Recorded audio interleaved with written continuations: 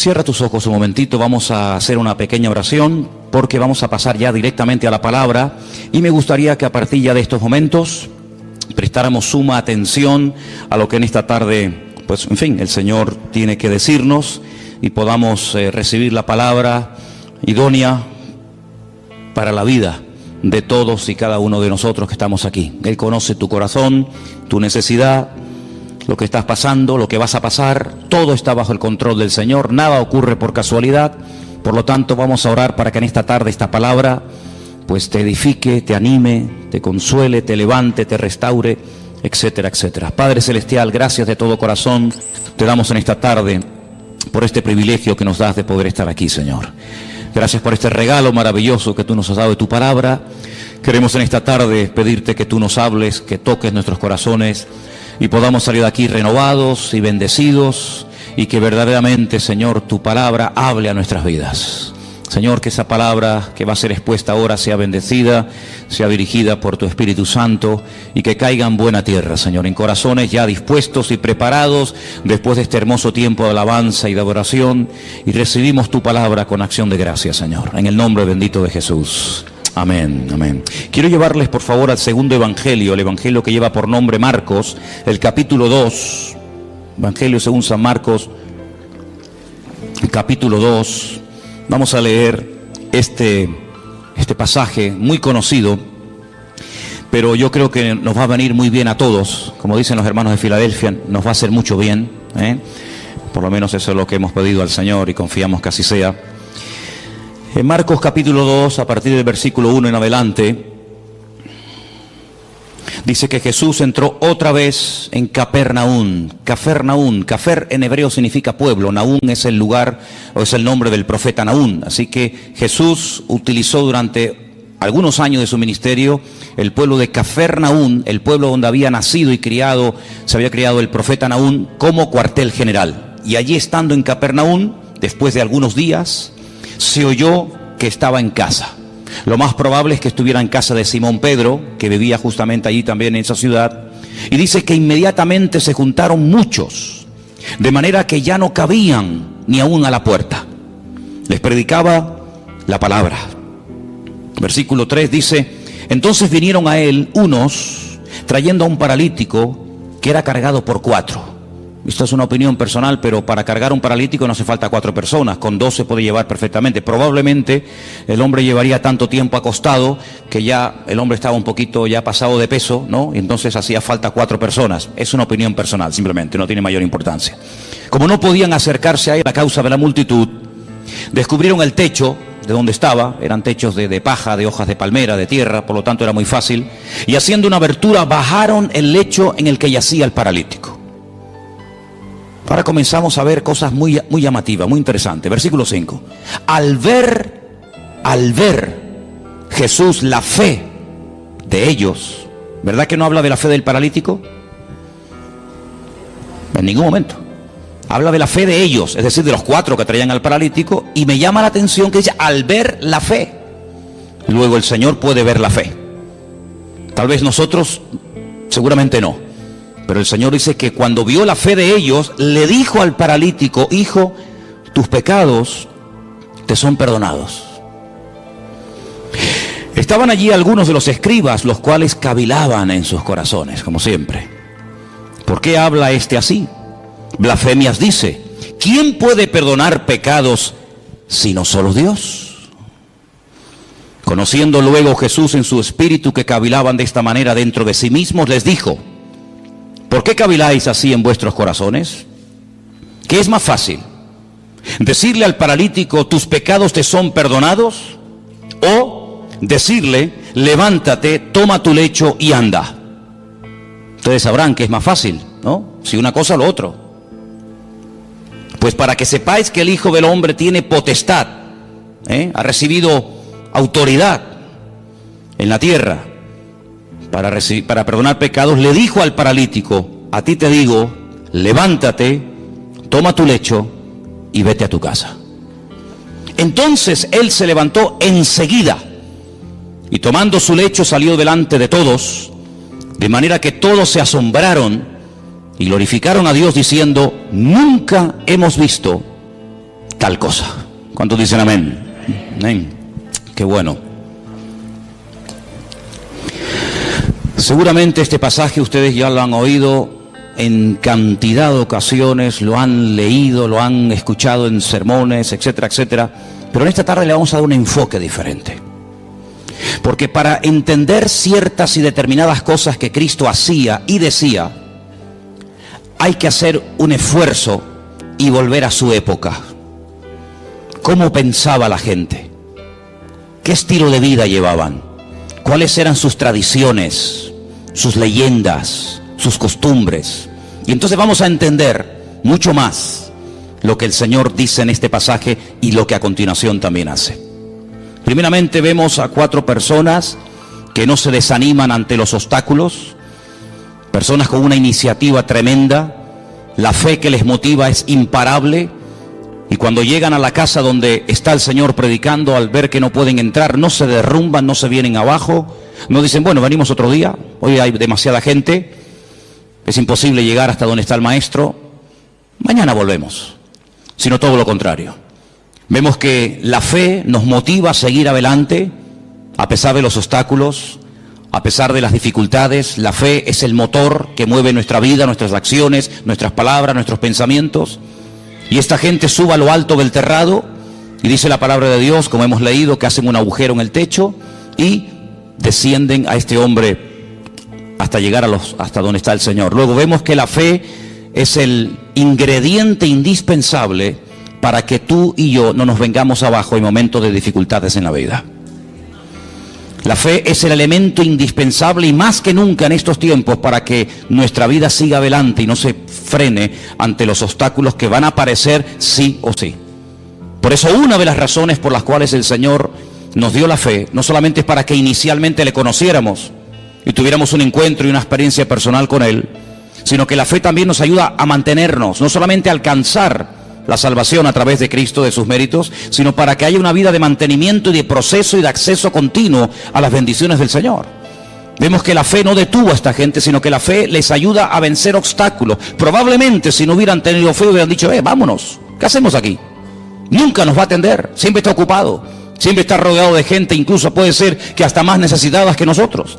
Sin embargo, la fe es algo maravilloso porque nos ayuda a vencer el desánimo, la indiferencia, la apatía, el bueno, otro día vengo.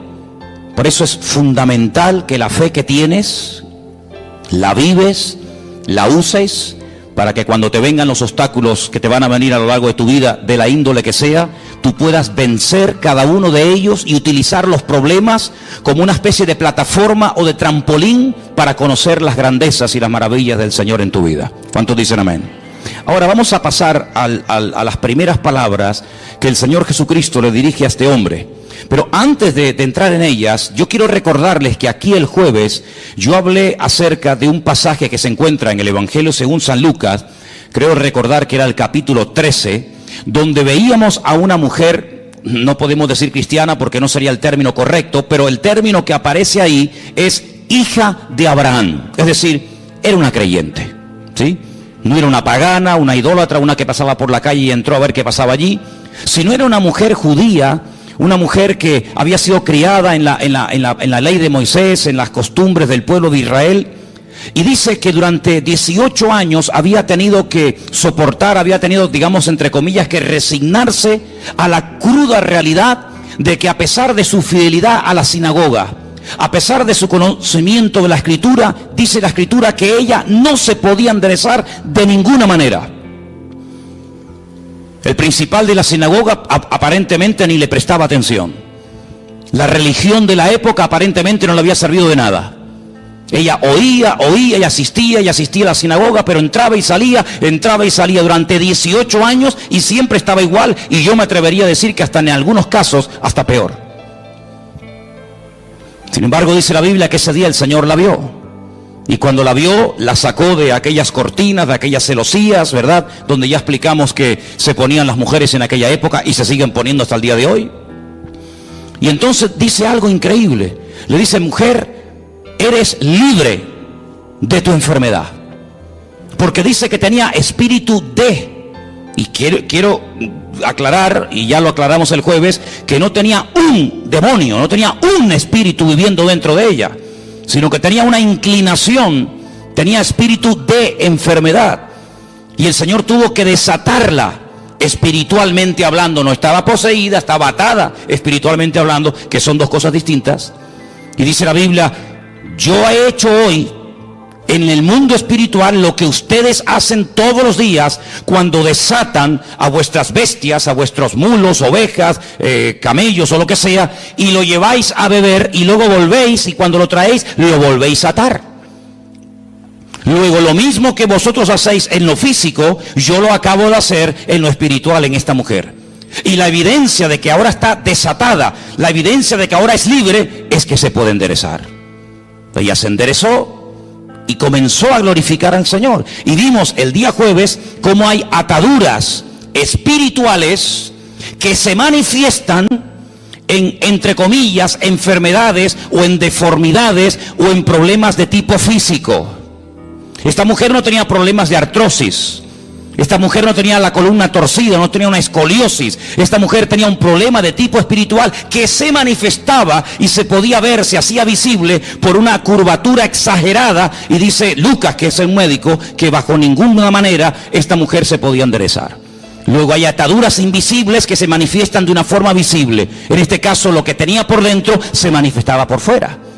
Pero en esta porción, en este capítulo que hemos leído, vamos a ver cómo una persona mentalmente puede estar también atada. En aquellos días, la filosofía de vida era la siguiente: enfermedad, persona enferma, significa que esa persona está en pecado. Porque si no estuviera cometiendo un pecado, la enfermedad no podría tener ningún lugar, ninguna cabida en la vida de esa persona. Fijaros hasta dónde se llegaba. Claro que antes de la caída del hombre, la enfermedad no existía. La enfermedad vino a consecuencia de la desobediencia, de la rebelión del hombre. Pero no necesariamente toda persona creyente en la actualidad que está enferma necesariamente está cometiendo un pecado. Porque esa filosofía de vida lo único que trae es condenación. Y donde hay condenación, Dios no está, porque Dios nos libra de toda condenación. Por lo tanto, en aquellos tiempos, cuando una persona estaba sana, casi rayaba el orgullo, porque decía: estoy sano porque soy justo, porque diezmo, porque oro, porque ayuno, porque soy buena persona, pero no tanto porque Dios tiene misericordia de mi vida y me da salud, sino porque yo, por mis méritos, casi he llegado a merecerme la salud que tengo. Por el contrario, cuando una persona estaba enferma, automáticamente se le señalaba con el dedo y se decía: ¿ves? Este hombre tiene que estar cometiendo un pecado terrible en su vida y Dios está enfadado con él, y la forma de manifestar que está enfadado es mandándole una enfermedad. Ahora podéis entender el pasaje de Juan capítulo 9, lo habéis leído, ¿verdad? Donde dice la Biblia que los discípulos pasan por un camino y se encuentran a un hombre que es ciego. Y la pregunta que le hacen los discípulos al Señor, ¿cuál es? Señor, ¿quién pecó? ¿Este o sus padres, para que este hombre haya nacido ciego? ¿Os dais cuenta cómo ellos, toda enfermedad que la persona estuviera pasando en ese momento, la relacionaban directamente, causa y efecto, con un pecado que la persona estaba cometiendo? Los rabinos decían en aquella época que hasta que todos los pecados de la persona no fueran perdonados, nunca podría ser libre de cualquier enfermedad que tuviera. Ahora, con esta información, volvamos al pasaje. El hombre lo descuelgan por el techo, y cuando lo presentan delante del Señor, el Señor en ese momento, aunque lo pueda hacer y ahora lo veremos, en ese momento no dice: hijo, a ti te digo yo tus pecados. Eso no está diciendo el Señor. Eso es lo que muchas veces se ha dicho. Eso es lo que muchas veces se ha predicado, que en ese momento el Señor Jesucristo le está perdonando los pecados al hombre. Pero es que eso no dice la Escritura. Lo que la Escritura dice es lo siguiente: al ver Jesús la fe de ellos, versículo 5, le dijo al paralítico: hijo, que tus pecados ya han sido perdonados. No es que yo en este momento te los perdono, ¿me entendéis? Hijo, que estás siendo esclavo de una mala información, de una mala enseñanza que te han dado, y yo te digo que tus pecados ya han sido perdonados. Claro, automáticamente los que estaban allí, Parece que había venido como una especie de un comando, ¿no?, del Sanedrín de Jerusalén para pillar al Señor siempre en el más mínimo fallo. Automáticamente comienzan a cavilar y tenían razón. Solamente Dios puede perdonar pecados, nadie puede perdonar los pecados. Pero si os dais cuenta, Jesús no está diciendo en ese momento, a ti yo te perdono los pecados, sino que le transmite la información del Padre, diciéndole, hijo, que tus pecados ya han sido perdonados. Por lo tanto, esta enfermedad no es consecuencia directa de un pecado que no ha sido perdonado en tu vida. Fijaros hasta qué punto esto estaba interiorizado, enraizado en la cultura de la época, que si ustedes vienen conmigo un momentito al Antiguo Testamento, a 2 de Samuel capítulo 12, ahora vamos a volver aquí, pero en 2 de Samuel capítulo 12, cuando el profeta Natán llega al palacio del rey David a decirle, a amonestarle acerca del pecado que ha estado cometiendo, si ustedes leen todo el capítulo 12, no nos da tiempo de leerlo ahora, pero leerlo por favor al llegar a casa, 2 de Samuel capítulo 12, en el versículo 13, cuando el profeta Natán le amonesta al rey David, él dice en el versículo 13, entonces David le dice al profeta Natán, he pecado contra el Señor, he pecado contra Dios. Pero Natán le dijo, pero también el Señor ha redimido tu pecado. ¿Y qué añade? No morirás. Es decir, la consecuencia de que Dios te ha perdonado es que no has muerto. Porque si hubieras muerto, es la evidencia de que Dios no te perdonó. Fijaros la profundidad de esto, hermanos. Dios te ha perdonado. Sí, ya, porque tú lo digas. No. ¿Sabes por qué te ha perdonado? ¿Sabes por qué puedes estar plenamente convencido 100% de que Dios te ha perdonado a pesar de la que has liado? ¿Cuál? Que no morirás. Ay, amigo. Ahora cuando vamos al Nuevo Testamento y nos encontramos con esta historia que estamos analizando en esta tarde, nos encontramos que el Señor Jesucristo le dice a este pobre hombre, a este pobre paralítico, tus pecados han sido perdonados. Por lo tanto, no tienes que estar atado mentalmente. Aquella estaba atada espiritualmente. Este tiene ataduras mentales porque cree que su enfermedad es una consecuencia de un pecado que está cometiendo. Por lo tanto, el hombre ni siquiera se atreve a dirigirle ni una sola palabra al Señor. No le pide nada, ni clemencia, ni misericordia, ni nada. Porque la evidencia, según su mente, de que el Señor está enfadado conmigo, es que me tiene aquí postrado en esta cama, nada más lejos de la realidad. Mira, aquí tenemos un versículo que lo hemos citado millones de veces. Y el versículo es muy fácil y muy fácil de entender. Conoceréis la verdad y la verdad os hará libres. Dele la vuelta al texto. En vez de creer en la verdad que trae libertad a tu vida, cree en una mentira y serás la persona más esclava y la persona más deprimida y la persona más amargada de todo el planeta Tierra. Porque así como la verdad liberta, la mentira esclaviza y ata. Este hombre estaba atado mentalmente. Claro, ¿qué rabino le iba a decir en su época? Tus pecados han sido perdonados. Pero si han sido perdonados, ¿por qué sigo enfermo? Bueno, ¿cuál es la evidencia? ¿Cuál es la evidencia? Porque claro, decirle, oye, que Dios es un Dios de perdón, es un Dios de misericordia, que tus pecados han sido perdonados, eso no cuesta nada. Por eso el Señor lanza la pregunta. Aquí hay un mensaje en dos direcciones. Primero hacia el paralítico y también hacia los escribas y fariseos que están allí cuestionando la credibilidad de dichas palabras. ¿Cómo se atreve este hombre a perdonar pecados? Es que no está perdonando pecados, está dando la información. Está trayendo consuelo y aliento y esperanza a un corazón que está creyendo en una mentira. Ahora eso hay que demostrarlo. Muy bien. Pues entonces ahora viene el momento de la verdad. Ahora lo que tienes que hacer es levantarte, toma tu lecho y sal de aquí caminando y será la evidencia visible, el botón de muestra que demostrará que efectivamente tus pecados son perdonados.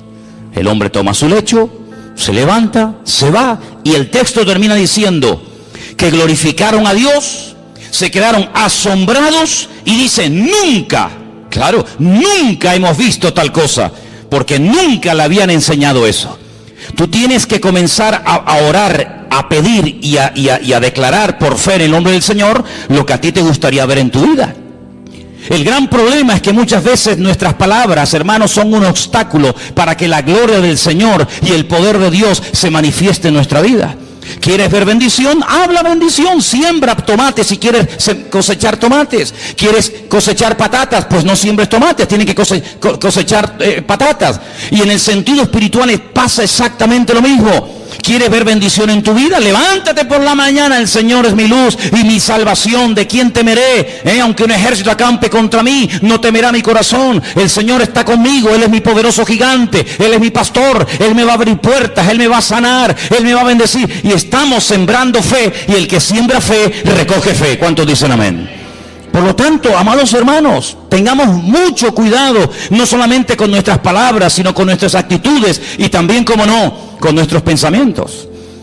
Porque mucha gente en aquellos tiempos era personas atadas, mental, física y espiritualmente, porque habían creído en las mentiras que muchas veces los hombres habían enseñado y se habían arraigado de tal manera en la forma de vida, en la cultura de la época, que la gente era esclava, no porque Dios estaba enfadado con ellos, sino porque ellos mismos se habían atado al creer en mentiras. ¿Habéis prestado atención a la lectura de esta tarde?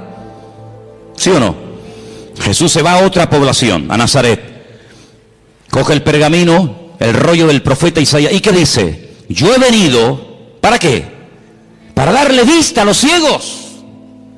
Yo he venido a sanar y a curar a los quebrantados de corazón, a traer libertad a los oprimidos. En otras palabras, a traer esperanza, que ya bastante condenación y bastante amargura tenéis encima. Sin embargo, el Señor vino a darnos libertad de todas nuestras miserias, de todas nuestras pobrezas y de todos nuestros pecados. No es que el Señor anule la ley del Antiguo Testamento, pero el Señor viene a ofrecer la imagen de la misericordia del Señor, que nadie la estaba dando en aquellos tiempos. ¿Os acordáis cuando el Señor le habla tremendamente duro a los escribas y fariseos en Mateo capítulo 23? Si diezmáis esto, diezmáis lo otro, oráis, recorréis tierra y mar para ganar un prosélito y hacéis, pero os habéis olvidado de lo más importante, misericordia quiero y no sacrificio. Sois capaces de hacer sacrificios, de caminar, de sudar, de patear por aquí, subir montañas, hablar con este, hablar con el otro, de ayunar días y días, de diezmar la semilla, de colar esto, de colar lo otro. Y lo más importante, que es la misericordia. Pero ¿cómo van a aplicar misericordia si ellos no conocen a un Dios de misericordia? Hay gente, no sé qué concepto de Dios tiene, pero el concepto que tenemos que tener en el día de hoy de nuestro Dios es que nuestro Dios es un Dios de amor y para siempre su fidelidad, y es un Dios misericordioso. ¿Cuántos dicen amén? No es que pasa por alto el pecado, pero es un Dios que quiere perdonar, se goza en perdonar. Ahora, la Biblia nos enseña que cuando, por ejemplo, el rey David pecó y desobedeció contra el Señor, ya no mataba en la proporción en la que lo hacía al principio, sino que ya obtenía victorias, pero no en la medida que las hacía al principio. Ya mataba de 1000 en 1000, en vez de 10.000 en 10.000 como al principio. Es decir, hubo un decrecimiento, menguó en la gracia del Señor en su vida. Necesitaba una restauración interior. Y entonces, ¿cómo le vino esa restauración? Bueno, yo siempre he dicho que sin confrontación no se produce un cambio interior. Tiene que haber un momento en el que el Señor nos confronta, el Señor señala, dice, tu pecado, tu problema es este. En ese momento tenemos dos opciones: optar por el camino del medio, hacernos el loco como que no hemos hecho nada malo; optar por un camino que consiste en amargarme, en deprimirme, en condenarme; o escoger el camino correcto y verdadero, que es el de la misericordia del Señor. Y yo quiero decirles en esta tarde que por muy bajo que podamos caer en la vida, después de conocer al Señor, por muy lejos que nos hayamos podido separar de su presencia, de sus caminos, el Señor no ha cambiado ni menguado su amor y su misericordia, sino que Él nos sigue llamando y nos sigue amando igual o más que el primer día. A ti te digo que Dios te ha perdonado los pecados, y la evidencia de que Dios no está enojado contigo, la evidencia de que Dios no está enfadado contigo, es que si quieres te puede levantar ahora. Pero ya ni lo intentaba, ya se había resignado a vivir toda la vida bajo ese peso, dependiendo de que lo llevaran o lo trajeran las personas. Sin embargo, amados hermanos, tú no tienes que depender de nada ni de nadie para caminar, para sentirte libre, sino que tu libertad no depende del hombre, tu libertad depende de la obra que Cristo ha hecho por ti en la cruz del Calvario. ¿Cuántos dicen amén? Dale un fuerte aplauso al Señor en esta tarde. Dile gracias porque tú me perdonas. Aleluya. Amén. Hay un versículo en San Juan capítulo 5 que quiero leer, San Juan capítulo 5, versículo 22, donde vemos que el Padre delegó en el Hijo plenos poderes para perdonar pecados y para cualquier cosa. Y quiero que lo leamos porque no quiero que penséis que estoy tratando de decir que Jesús no tenía autoridad para perdonar pecados, no estoy diciendo eso. De hecho, el versículo que vamos a leer ahora nos demuestra que el Padre delegó, dice, este es mi Hijo amado en el cual delego, en el cual deposito toda mi confianza. Juan capítulo 5, verso 22 dice, porque el Padre a nadie juzga. Pero sigue diciendo el versículo, sino que todo el juicio, ¿qué dice? Se lo dio al Hijo. Es decir, que a través del Hijo, Dios imparte justicia y a través del Hijo, Dios imparte misericordia. ¿Os acordáis cuando el Señor estaba un día y de repente lo rodearon un montón de religiosos que estaban dispuestos a apedrear, a lapidar públicamente a una mujer que dice que había sido sorprendida en el mismo acto? Que es curioso, porque si la habían sorprendido en el mismo acto, ¿dónde estaba el otro? Curioso que nada más traen a uno. Y le dijeron, nuestra ley, como dándole lecciones de moral al Señor, como enseñándole cosas que él ignoraba, nuestra ley dice que tenemos que tomar medidas radicales ante este tipo de pecados, y nuestra ley dice que hay que matar a pedradas a semejantes personas. Y el Señor dice, muy bien, perfecto, yo conozco esa ley, si la di yo, si yo la di. El problema es que para poder ejecutar esa ley, uno tiene que estar limpio y libre de pecado. Ahora, si tú crees que estás libre de pecado para poder matar a pedradas a una persona, pues coge la piedra y tírala. No sabemos lo que el Señor escribió en tierra. Algún día lo sabremos, ¿no? ¿No te parece? Por lo menos yo se lo pienso preguntar. La cuestión está en que dice la Biblia que desde el más grande hasta el más pequeño todos salieron corriendo y ninguno se quedó. Perdón, sí se quedó uno. Se quedó el único que podía tirar una piedra y una y 20 contra ella, ¿sí o no? Porque él nunca había pecado, luego era el único que podía decir, bueno, nadie te va a apedrear, pero yo sí, porque yo no he pecado, yo soy justo, yo soy limpio y sin mancha.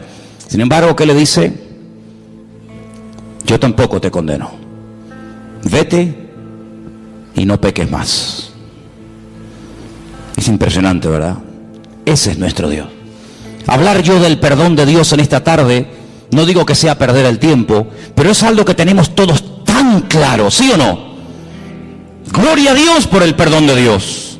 Gloria al Señor que vemos que perdona al ladrón en la cruz sin haber hecho ningún mérito para ser perdonado. Gloria a Dios que perdona a la mujer adúltera que según la ley de la Torá de Moisés merecía la muerte. Gloria a Dios que perdonó a Pedro a pesar de que le traicionó o le negó. Ponle el adjetivo que quieras. Gloria a Dios que no hay pecado que Dios no pueda perdonar. Hablar del perdón de Dios, hermano, para nosotros no es una predicación, es una realidad. Es algo que hemos experimentado. Todos los que estamos aquí, o la inmensa mayoría, sabemos que el Señor, tanto antes como después de haberle conocido, nos ha tenido que perdonar muchas veces, ¿sí o no? Porque claro, siempre cuando hablamos de perdón y de misericordia, parece que tenemos que volver a nuestra vida anterior a conocerla al Señor. No, yo no hablo de esa, yo hablo después de haberle conocido. O es que después de haberle conocido no hemos roto nada. Es que después de haberle conocido no hemos caído, tropezado y pecado. ¿Hay alguno aquí así? Porque antes pecábamos por ignorancia, pero ya después de conocerla a Él, pecamos sabiendo que a nuestro Dios le ofendía el pecado y lo hemos hecho igualmente. Y el Señor nos ha perdonado. Y la evidencia de que nos ha perdonado es que estamos vivos. Pero yo no quiero hablar del perdón de Dios, porque ya lo sabéis. Yo quiero hablar acerca de si ahora nosotros vamos a perdonar nuestras ofensas a aquellos que nos han hecho daño. Hay muchas formas de matar a una persona. Dicen que En algunas tribus se ha practicado y se practica en la actualidad algo que se llama el ostracismo. El ostracismo consiste en no dirigirle la palabra a una persona.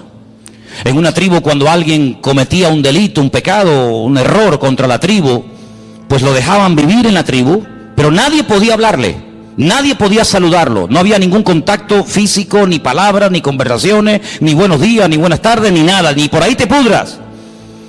Cuenta la historia, hay muchos casos en la historia de personas que morían de pena, de tristeza. Incluso cuentan algunos casos en algunas tribus que la gente iba y se despeñaba, se lanzaba, optaba por el suicidio, porque era tan grande la carga continua y permanente, y encima te lo recordaban cada 10 minutos o cada 5 minutos que la gente optaba por quitarse la vida. Cuando vamos al Nuevo Testamento encontramos la famosa oración modelo del Padre Nuestro, que en cierta medida, si conocéis lo que era el año de jubileo, está basado en eso. Cada 7 años y luego cada 50 años se tenían que perdonar las deudas. ¿Conocéis, verdad?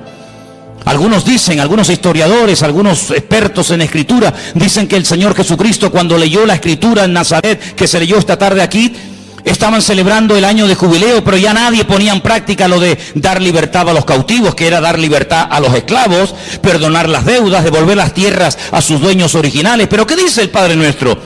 Perdónanos como nosotros también perdonamos a nuestros deudores. Es decir, lo mismo que hemos recibido es lo mismo que tenemos que devolver. El Señor da una parábola diciendo, había un hombre que le debía una fortuna a otro hombre que jamás le había podido pagar, ni le iba a pagar en el futuro. Y todo fue perdonado en un instante, porque él pidió misericordia, él pidió clemencia y le perdonaron todo. Y este mismo hombre, con ese perdón, con ese alivio de no deberle nada a nadie, sale a la calle y se encuentra con uno y lo agarra por el cuello y le obliga a que le pague una deuda insignificante. Y el Señor, que le perdonó la gran deuda, le dice, ¿cómo es posible que hayas sido tan mezquino? ¿Cómo es posible que seas tan duro cuando tú me debías mucho más a mí y yo te perdoné todo? ¿No debías tú salir y hacer exactamente lo mismo? Es decir, hermano, aquí recibimos misericordia, ¿pero para qué? ¿Para sentirnos bien y dormir tranquilos y seguir la vida? No, no solamente para eso, sino que recibimos misericordia para que podamos dar y hacer misericordia al que nos ha ofendido. Porque ¿qué es misericordia? Hablando de todo un poco, ¿qué es misericordia? Habrá que definir el término para saber de qué estamos hablando. Misericordia, así claramente, es tratar a una persona mejor de lo que se merece. Ni más ni menos. La Biblia dice, si saludáis a los que os saludan, ¿qué recompensa tendréis? Si amáis a los que os aman, ahí no hay nada, digamos, de extraordinario. El Señor viene en el Nuevo Testamento, con el nuevo pacto, con la irrupción de su persona en el reino, con el reino de Dios. ¿Qué nos enseña? A ir más allá de la letra, a ir más allá de la obligación moral de decir, bueno, he hecho esto, punto. No, a ir hasta la segunda milla. Señor, ¿y cuántas veces perdona? A ver, porque habrá un límite en todo esto, ¿no? O tengo que estar siempre perdonando, como si yo fuera un tonto. Y el Señor, ¿qué le dijo? Como diciendo, un número infinitamente de veces. Imaginemos por un instante que Dios a nosotros nos va a perdonar un número determinado de veces. 30 veces, 40, 50, pon el número que quieras. Al llegar a ese número, toda ofensa, todo pecado, toda caída, todo tropiezo, todo mal pensamiento, toda mala palabra, toda mala acción no puede quedar perdonado, porque ya has llegado el cupo, ya has completado el cupo. ¿Se imaginan lo terrible que tendría que ser vivir la vida cristiana con esa presión, con esa amargura, como este hombre?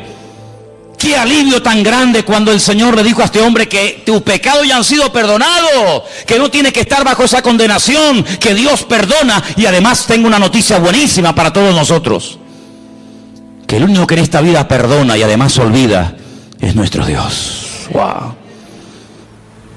Perdona y olvida. Nosotros no podemos olvidar, pero sí podemos hacer de la herida un punto fuerte y aprender que en la herida, cuando el soldado cae y es restablecido, el soldado se levanta con mayor fuerza porque ha visto en su vida la mano y el perdón de Dios. ¿Y saben quién es la persona que más ama? Según la Biblia, la persona que más perdona. Dice, al que mucho ama, mucho se le perdona. Al que poco ama, poco perdonador es. Es decir, que la esencia de Dios es un Dios de perdón. Me preguntaba yo en estos días, en esas conversaciones que tengo yo conmigo mismo cuando voy por la casa, y os he dicho en estos días que si me veis hablando solo, no es que esté loco, sino que yo hablo mucho solo. Y yo me preguntaba, decía, ¿cuándo le pidió Adán perdón al Señor? ¿Sabéis? Cuando Adán, cuando peca, dice, hemos pecado. Eva, ¿qué hemos hecho? La hemos liado. Hemos desobedecido al Señor, le hemos fallado, hemos pecado. ¿Cuándo le pidió Adán y Eva perdón al Señor? Que yo sepa, en mi Biblia no veo nunca que Adán y Eva le pidieron perdón al Señor.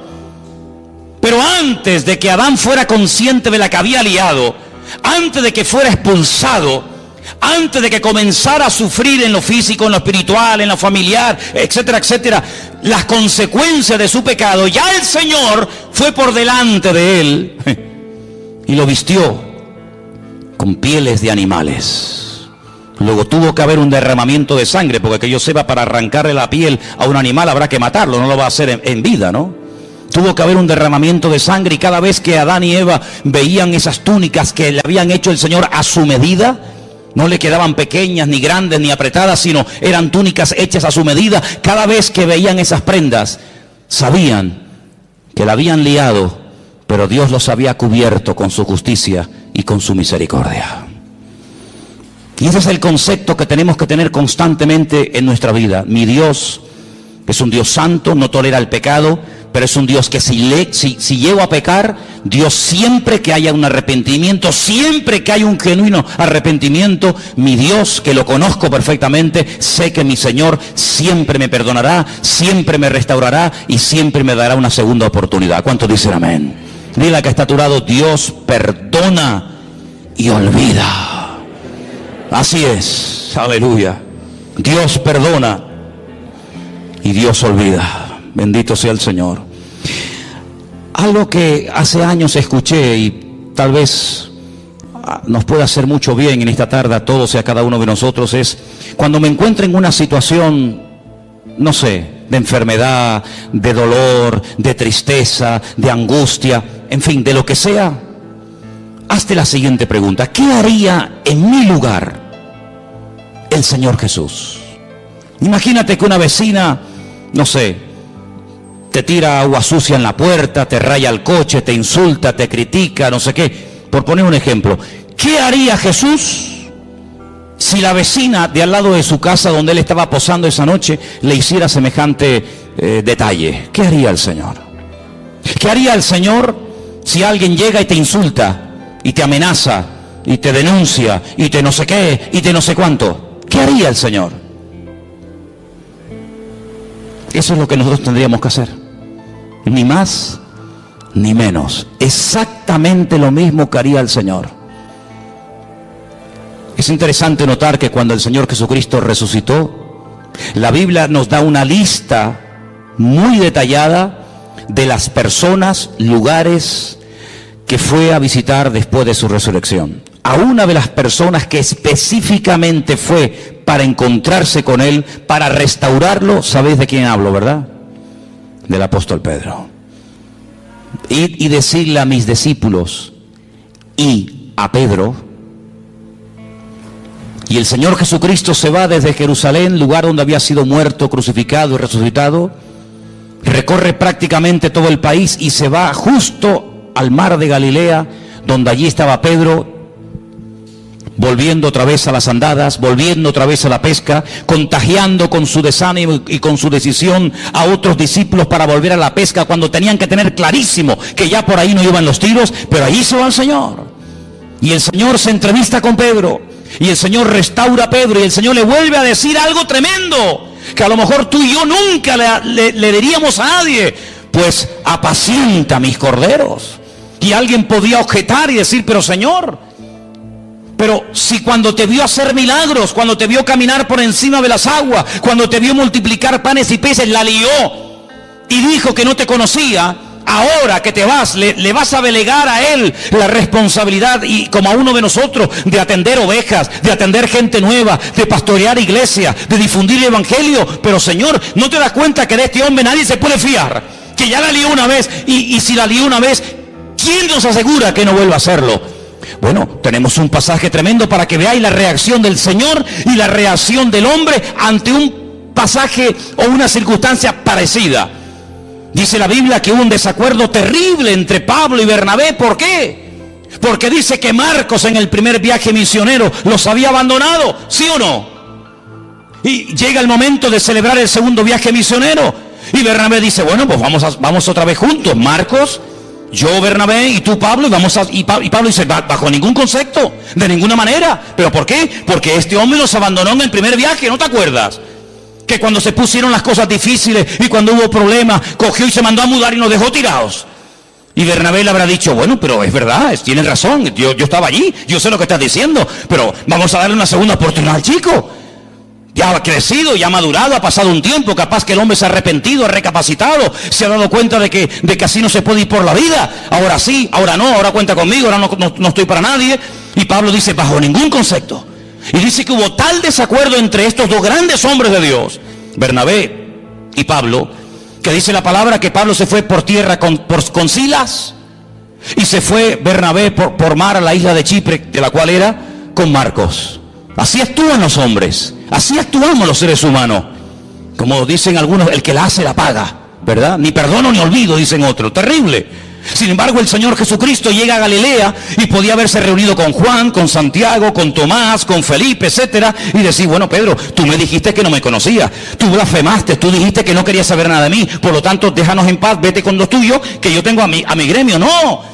Yo quiero volver a incorporarte, yo quiero volver a integrarte y quiero volver a confiar en ti. De hecho, te lo digo.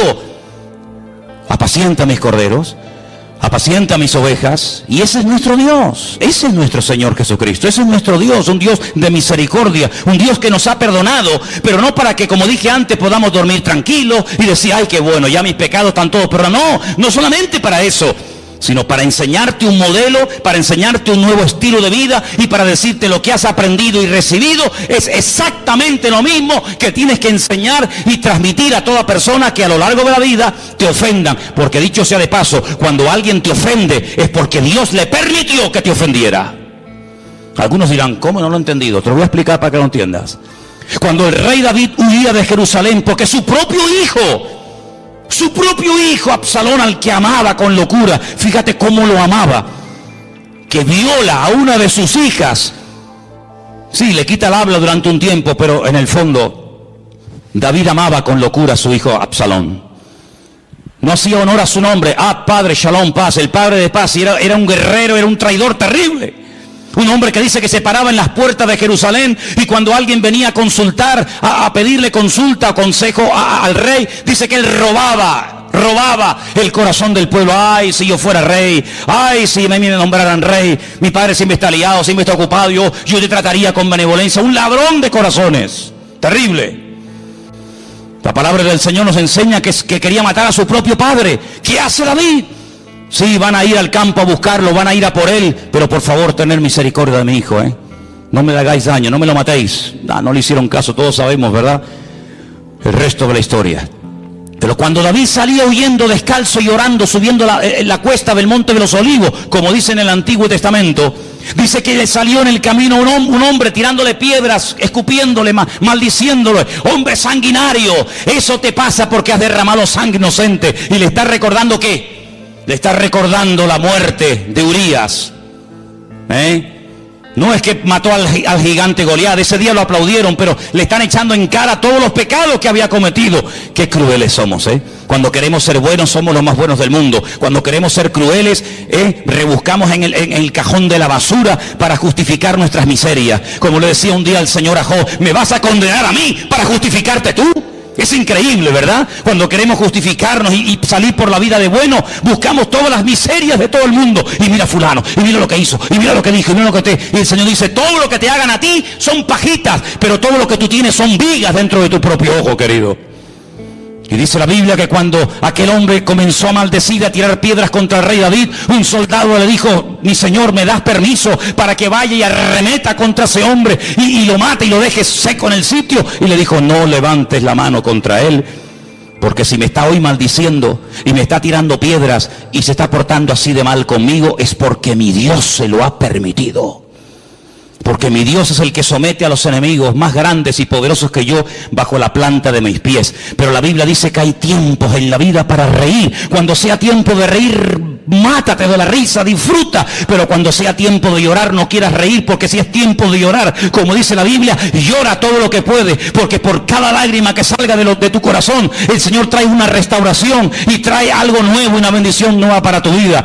Así que si hoy es tiempo de humillación, hoy es tiempo de huir, hoy es tiempo de sufrir y de llorar, ¡gloria a Dios! Y llegó el momento cuando David volvió, y ese mismo que se le había aparecido en el camino para matarlo, para humillarlo, fue el primero que fue a darle la bienvenida diciendo: Rey David, perdóname, lo siento, se me fue la olla, no sé lo que me pasó aquel día. Y David le dice: tranquilo, no te preocupes, venga, vete para casa, que aquí no ha pasado nada. ¿Te das cuenta, hermano? Esto no es fácil, esto no se aprende tocando un botón ni leyendo un libro.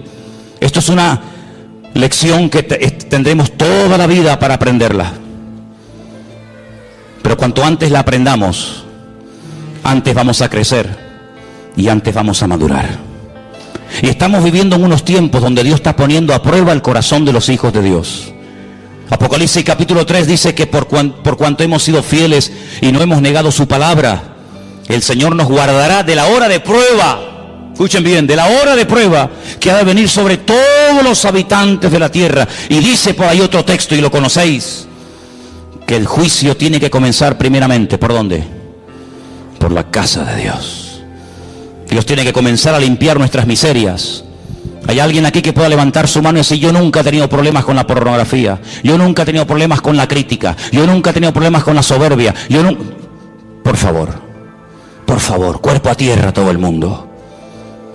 No hay ninguno de los que estamos aquí esta tarde que pueda levantar la mano diciendo: yo soy justo y jamás en mi vida por mi mente ha pasado ningún mal pensamiento, ninguna mala palabra, ninguna mala actitud. Increíble, nuestras miserias son terribles. Si no fuera por la misericordia del Señor, no tendríamos ningún derecho de estar tú y yo esta tarde en este lugar. Pero es la misericordia de Dios, no son nuestros méritos, no es nuestro conocimiento, no es nuestra experiencia, no es nada, sino es el amor de Dios el que nos permite estar aquí, a ti y a mí. Y si no fuera por el amor de Dios, nos barrería un plumazo a todos y a cada uno de nosotros. Por lo tanto, amados hermanos, vamos a aplicar lo que el Señor aplicó en nuestra vida, que nos hizo tanto bien, y fue perdonarnos y aceptarnos tal y como somos. ¿Y cuándo viene el cambio? Pues poco a poco, o hemos cambiado ya radicalmente, ya no hay nada en nuestra vida. Todavía hay cosas que tienen que ser superadas y cambiadas, pero hoy el Señor nos recuerda lo mismo que le dijo a aquel pobre paralítico que estaba atado psicológicamente: hijo, que tus pecados ya han sido perdonados. Y cuando te levantes mañana por la mañana, o te vayas a dormir esta noche, o vayas conduciendo a tu casa, o me da igual a dónde vayas, recuérdate siempre que todos y cada uno de los pecados que cometimos delante del Señor, siempre y cuando hubo un genuino arrepentimiento y le confesamos nuestros pecados a Él, dice la Biblia, Él es fiel y justo. Él es fiel y justo para perdonarnos de todo pecado. Y la sangre de Jesucristo, su Hijo amado, nos limpia de todo pecado. ¿Cuántos dicen amén?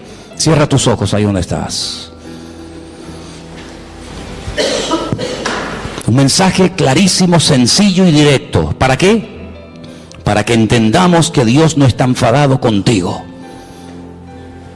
Para que entendamos que Dios es un Dios de amor. ¿Sabes contra quién se enfadó? ¿Sabes a quién abandonó? ¿Sabes sobre quién cargó tu pecado y el mío, el Señor, el Dios Todopoderoso? Sobre su Hijo Jesucristo. Con Él se ensañó. Dios mío, ¿por qué me has desamparado? Contra Él el Padre se ensañó, lo dejó solo en la cruz. Permitió que lo escupieran, que lo coronaran con corona de espinas, que lo flagelaran vilmente, cruelmente, hasta la extenuación, que lo clavaran de pies y de manos, que se creyera más solo que la una. Cuando los miles y miles de enfermos, cojos, mudos, paralíticos, ciegos, endemoniados, ninguno salió en su defensa. Cuando iban a llevar a los crucificados al madero, iba adelante una persona con un pequeño cartel, una pequeña sentencia. En este caso dice la Escritura que, fíjate tú, Lo escribieron en 3 idiomas, por si alguien no sabía lo que estaban allí escribiendo, para que todo el mundo sepa que la causa por la que le están matando es porque dijo que él es el rey de los judíos. En griego, para que todos los filósofos estoicos, epicúreos y sabios de la época sepan la causa de su muerte. En latín, para que todos los romanos, sin misericordia, sin clemencia, sepan que matar a un hombre porque se autoproclamó rey de los judíos es una locura, es la mayor injusticia de toda la humanidad. En hebreo, sí, para que Anás, Caifás, los escribas, los fariseos, los saduceos y todos los religiosos de Jerusalén supieran que no había sido por asesinato, por adulterio, por fornicación, por robo, sino había sido porque había declarado: yo he venido para ser rey de Israel y del mundo entero. Iban delante de él con ese epitafio, iban delante de él con ese cartelito, para ver si alguien entre el público era capaz de parar la comitiva y decir: alto, alto, un momento, no lo llevéis a la cruz. A mí me sanó el Señor. Yo soy Bartimeo. Yo lo conocí a él en Jericó, y cuando yo le pedí: Jesús, hijo de David, ten misericordia de mí, él se paró y me sanó. No lo llevéis a la cruz. Podía haber salido Lázaro, su amigo, aquel que estuvo muerto y resucitó. Yo estuve muerto, yo sé cómo sabe la muerte, yo sé cómo sabe la oscuridad de la tumba, pero oí mi voz, oí su voz: Lázaro, y salí fuera. Tampoco estaba. Podía haber salido aquella mujer con flujo de sangre, que se detuvo en el camino y al instante, al tocarlo, su flujo de sangre se secó. Podía haber aparecido el endemoniado gadareno. 2000 demonios vinieron dentro de su cuerpo y los echó a todos, y fue libre y volvió a su juicio cabal, y le dijo: vete y cuéntale a los tuyos cuán grandes cosas el Señor ha hecho contigo. Tampoco estaba. Podía haber venido el paralítico de Betesda, estaba al lado, 38 años tirado en el estanque de Betesda, y vino él y en segundos me sanó. Tampoco estaba. Podía haber venido la mujer encorvada, era una sinagoga en Jerusalén. 18 años encorvada estuve, y ahora puedo glorificar al Señor. Probó la soledad, la angustia, para que tú y yo no tuviéramos que probar esa sensación de la vida. Él se sintió solo para que tú siempre te sientas acompañado. Él sufrió para que tú disfrutes de la vida. Él murió para que tú vivas. Él derramó su sangre para que tú no mueras. Viviré y no moriré, dice el Salmo. Viviré y no moriré. Y en esta tarde quiero que te sientas limpio y perdonado por la sangre preciosa de Jesucristo, el Cordero de Dios. Vete y no peques más, para que no te venga una cosa peor, le dijo tal vez a una mujer. Qué tremendo, ¿verdad? Vete y no peques más. El Señor nos dice hoy a nosotros: venid a mí, los trabajados y cargados, que yo, solamente yo, os traeré descanso. El famoso Shabbat, el reposo, yo lo traeré a vuestros corazones. Cuando vengáis a mí humillados y arrepentidos, yo os levantaré, restauraré vuestra vida y cambiaré vuestro lamento en baile. Y podrás seguir caminando y recordar al mirarte esa herida cicatrizada que yo un día te perdoné y te sané, para que tú vayas y hagas lo mismo con todo aquel que te encuentres en el camino de la vida. Bendito sea el nombre del Señor. Dios es un Dios de perdón, es un Dios de misericordia. Y hoy nos dice el Señor a nosotros como cristianos, como hijos y como hijas de Él: